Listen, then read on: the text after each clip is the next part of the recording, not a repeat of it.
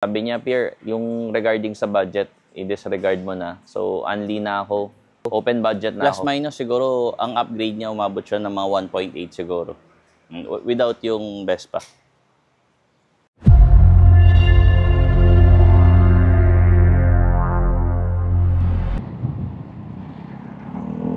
Tara, game!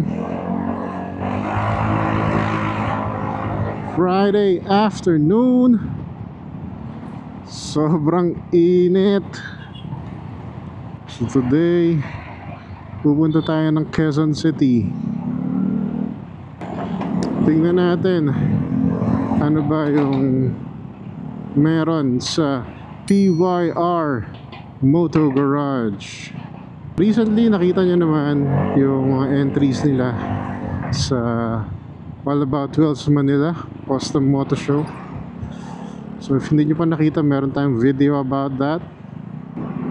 Okay, dito na tayo sa Quiapo.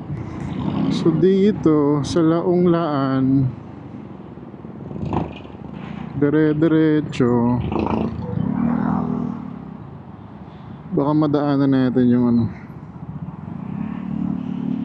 favorite na bulaluhan natin dito sa Laong Laan. Ito, best bulalo in Manila.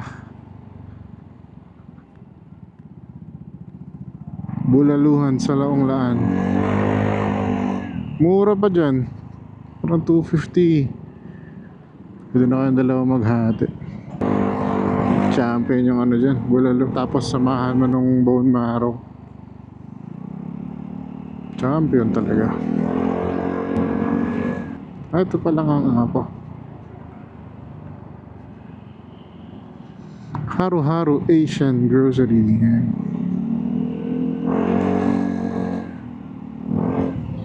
Alright, dito na yun. Malapit lang. Brown Gate. Where is PYR? I think ito. Right, andito tayo sa PYR Moto Garage. Beep.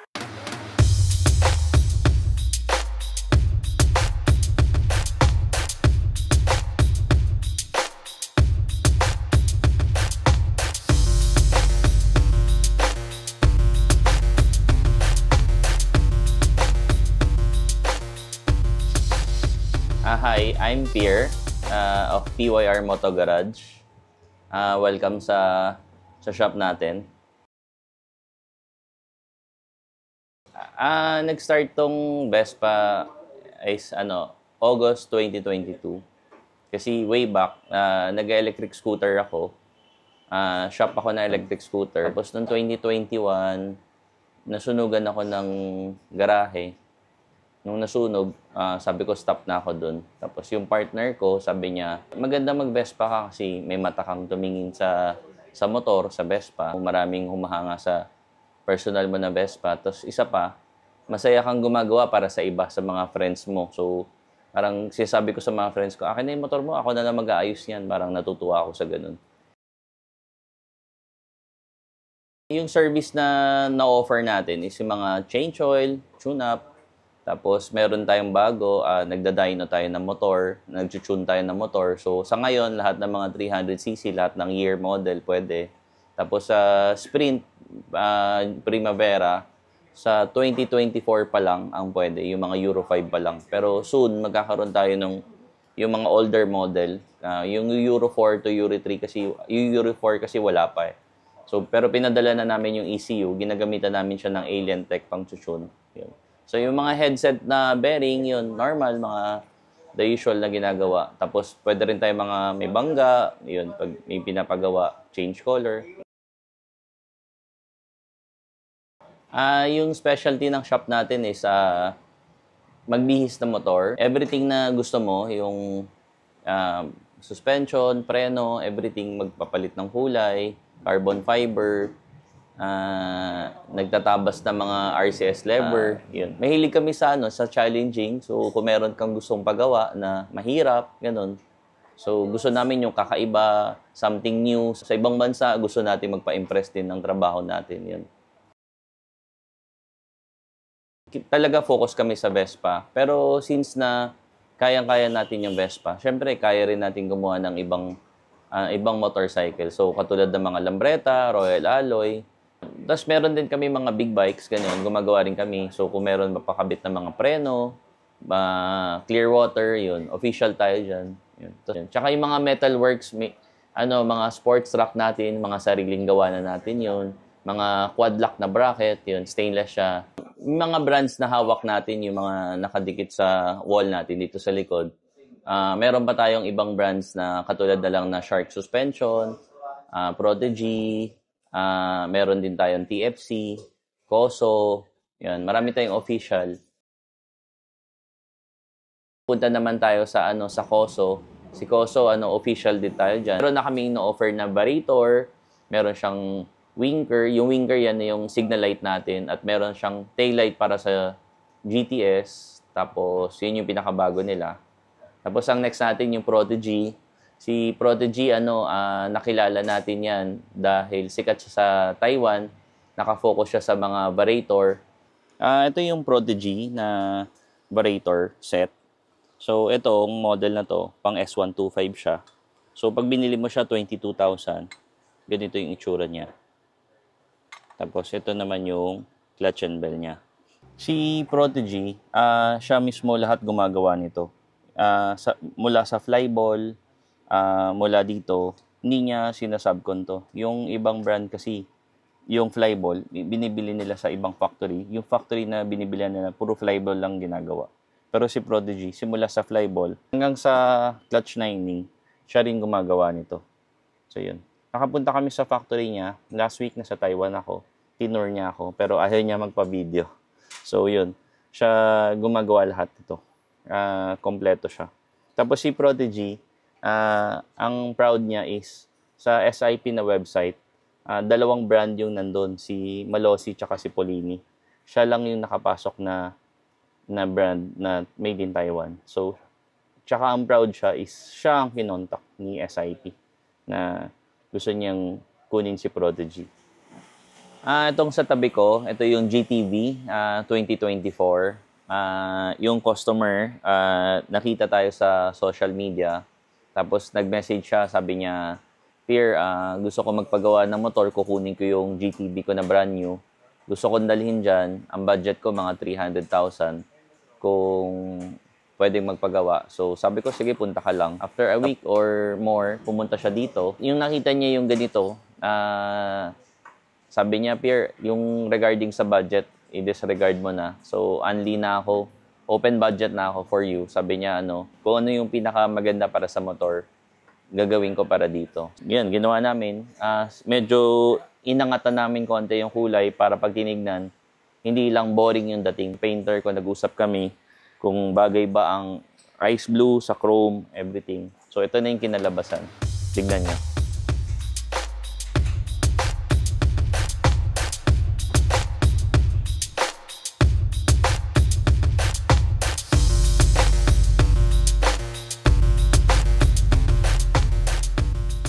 Million eh. Okay. So, yun yung 1 million club. So, pag yung build mo is Pag umabot ka ng 1 million, so talagang meron na rin para dun.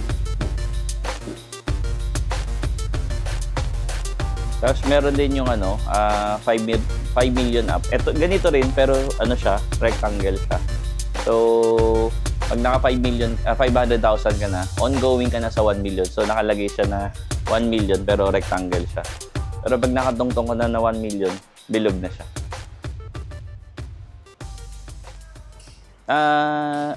Hindi pa namin natototal yung motor, pero plus minus siguro, ang upgrade niya umabot siya ng mga 1.8 siguro. Without yung Vespa. Medyo expensive, pero naganda naman kinalabasan. So, yun. Ito, Lambretta. Kasi ito click to sa Thailand. So sa tingin ko marami siyang accessories eh. So tingin ko maganda siyang mag-focus dito kasi maraming accessories to eh. Kompleto. May mugs, may Brembo, may suspension, may crankcase, ilaw, headlight grip. Kompleto siya eh. Kaya sa tingin ko pwede kang mag-alternative na Lambretta. Ako, ang gusto kong model is 300. Yung 300 ang pinakamarami, tsaka itong 200. Kasi sharing sila ng body. Yung 350, mas konti. Mas konti accessories. May bagong brand kami. Ang pangalan niya, Gentlice. Yung Gentlice is made in Taiwan siya. Isa siya sa mga premium brand. Tapos, ang ganda ng ano niya, ng quality niya. Ito, papakita ko sa inyo yung horn cast niya. 'Di ba? Marami ng horn cast sa mga market. Pero sa kanya, ang ginawa niya is hard plastic siya. So yung quality niya is parang makunat yung plastic niya. Tapos yung itsura niya, very premium siya. Kakaiba yung atake niya. Classy na modern siya itsura, ganun. Tapos color black ang nilalabas niya. So ikaw na bahala kung gusto mo ipa-body color siya. Yan. So soon, itatry namin din to sa motor namin. Tapos meron din siyang ducktail. Yan may ducktail niya, oh. Ganda ng finish niya. Saka pag nakita mo to in person, very premium siya. Saka may weight siya. Solid na plastic siya. Saka yung plastic niya, hindi siya yung parang malutong, makunat siya. Yun. Gusto nyo yung itsura. Ganda. Tapos very precise yung sukat niya. Hairline lang ang mga pagitan. So yun, talagang maganda yung pagkakagawa niya. Tapos meron siyang meron siyang bagong cowl. Yan, para mga inspired din siya sa mga big bike. So yun, ito pang sprint. Ipapakita ko rin pag nakakabit na siya soon. Kakarating lang nito. Makapal siya, tsaka maganda yung quality niya. Ganda. Tapos meron din siya pang Primavera. Yung Primavera. Yan. Tapos meron siyang nilalagay sa headlight.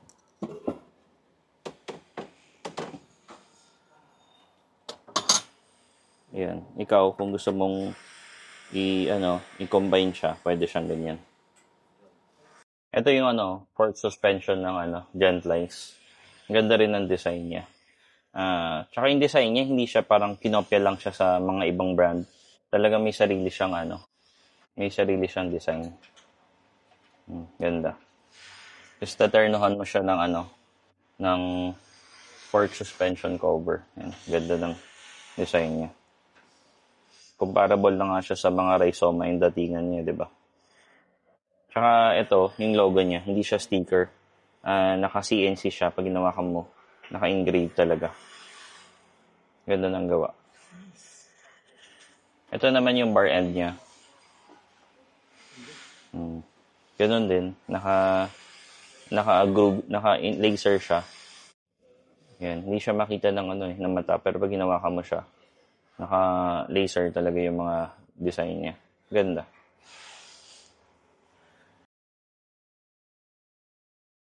Yan. Ito pa rin yung mga mugs natin.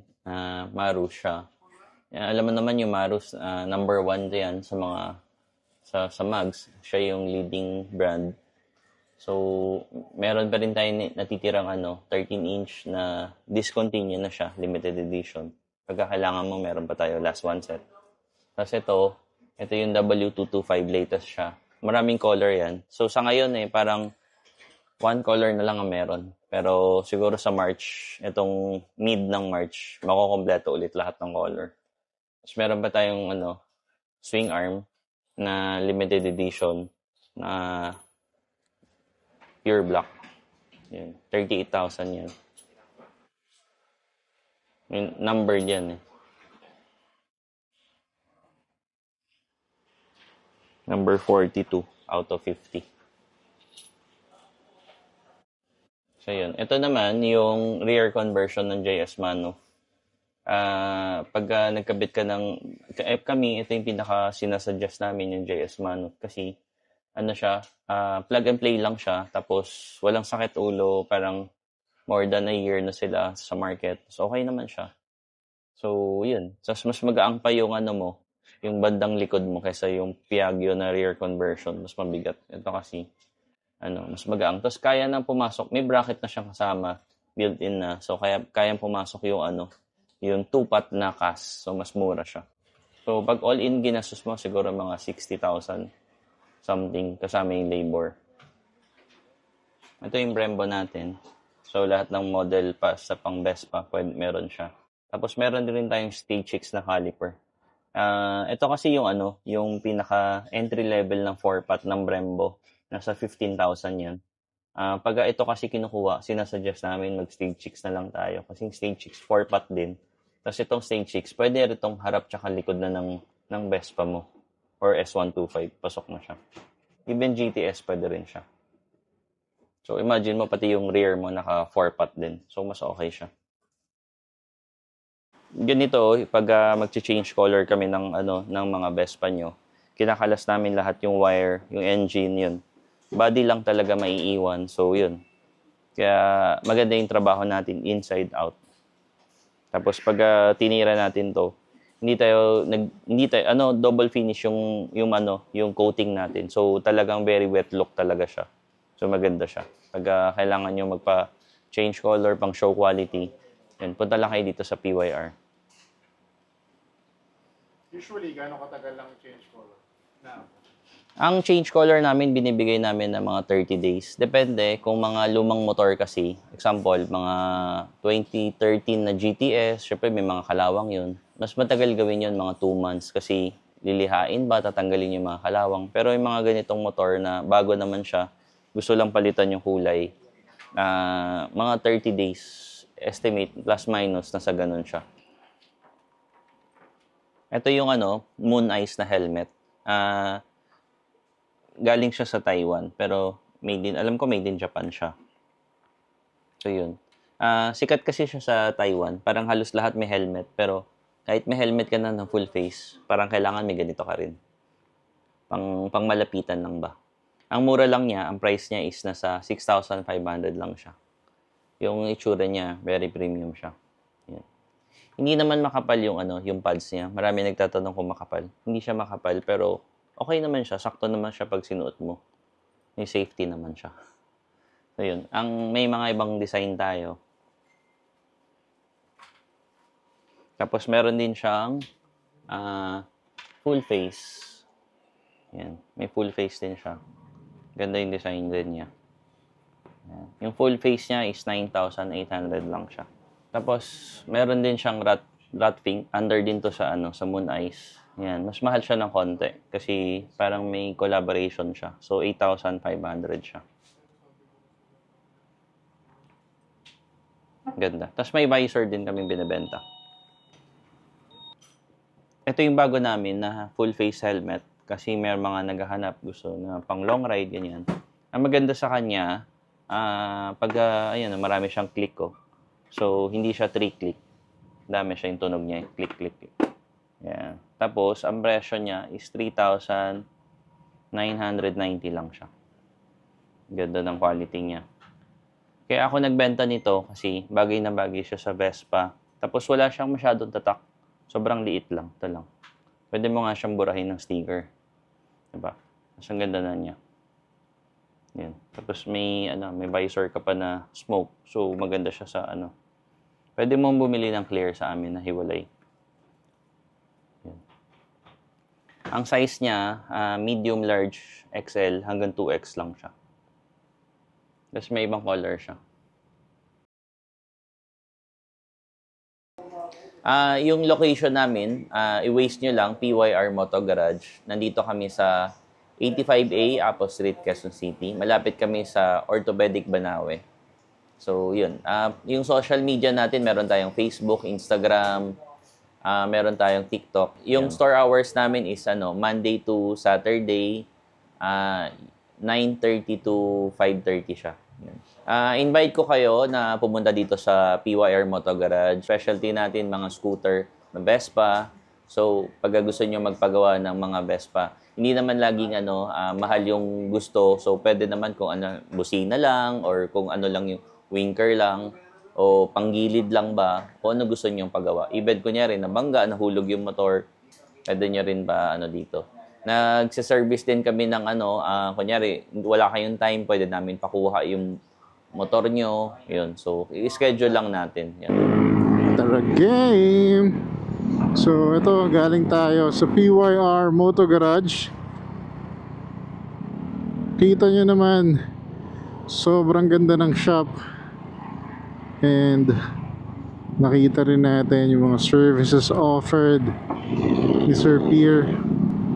So if you're interested, nandito lang sila sa Apo Street sa Quezon City. Galing lang kasi yun nga, hindi lang Vespa yung ginagawa nila. Gumagawa sila ng Lambretta, ng big bikes. Earlier meron din dong Honda Giorno. So bagong Giorno binibihisa na nila. And again, nabanggit nga ni Sir Pierre na kung gusto mo pang diinan, pwede. Basic upgrades, pwede rin naman. So dadalhin mo lang yun sa shop nila. Ang galing na adjust pa nila to. Kasi itong quad lock mount, yung isa sa madalas na tanongin sa atin sa vlog. Medyo tumabingi na rin pala, so in-adjust na rin. So thank you. Itong HD course na shorty stem, patok din talaga. Sabi ni Sir Pierre, parang 50 orders, ubos na agad. Napakarami nilang brands na kinikerry. Pwede rin sila nung deliveries if you will be ordering online. Kanina maraming kumakatok na riders, yan, delivery, pwede. Tsaka again, yung mga builds, grabe. Meron pala silang 1 million club. Nakita niyo yung sticker, malupit. Good thing din is marami tayong natutunan, ganyan, di ba? Sa process nila ng pagbibuild, for example. Kasi nga, hindi siya basta-basta. Hindi ma-shoot or magkasya, pwede na. Preno yun. Ang kulit ng preno ng jeep Diba?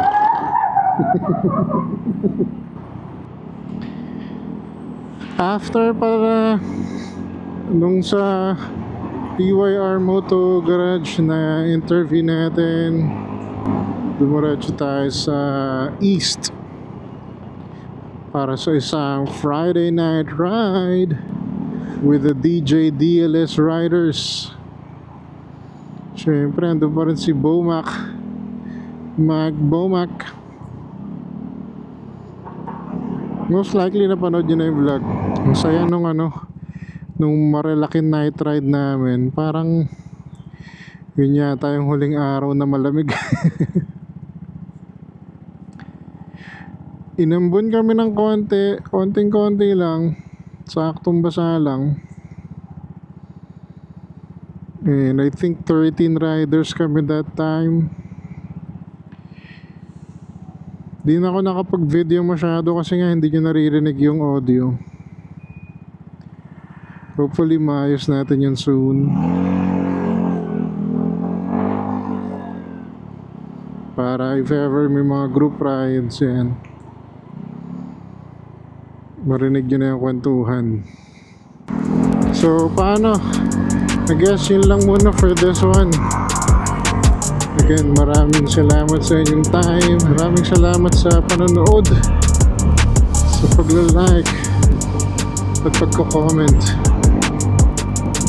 Road to 1K tayo, guys. Hopefully makapag-subscribe kayo para marami pa tayong mag-uong videos at ma-notify kayo. Yun lang muna. Thank you. Babush!